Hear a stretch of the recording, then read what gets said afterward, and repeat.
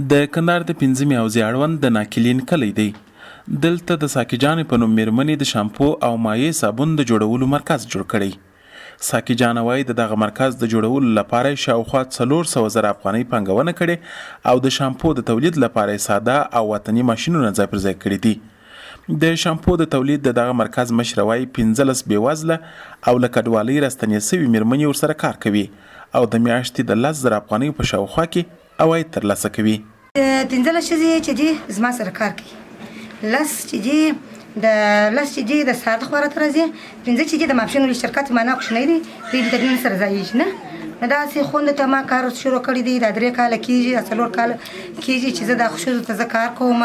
ښځې زما سره کار کوي، لکه د هلمند ده، لکه د روزګان ده، لکه د پاکستان ده. نو دغه ښځې 3-4 لکه ما په دا شرکت کې ماتې کړي دي. د دغه مرکز ټولې کارکوونکي د همدې کلي اوسېدونکي دي. هغوی وایي په کلي کې د شامپو جوړونې د دغه مرکز فعالیت د کورنیو له اقتصاد سره مرسته کړې، خو هغوی د بېوزلو میرمنو لپاره د کاري فرصتونو د زیاتوالي غوښتنه کوي. زه دلته راځم د څو عمر کې چې د خور سره کار کوم د ساقي جانې په شرکت کې نه. ما خپله سړی پالج مارزي ولیدي راته پروت وي، غټنه پر نه لرم چې خواري راته وکاږي.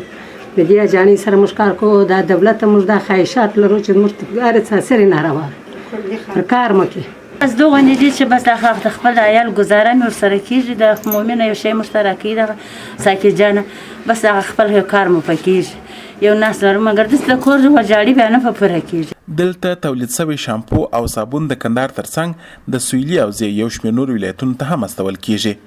کندهار کې وروستۍ کې یو شمېر میرمنو د کوچني کاروبارونو په برخه کې پانګونې کړي چې د تولیداتو د ښه بازار ترڅنګ ګڼو نور میرمنو ته د کار کولو زمینه هم برابره کړې ده.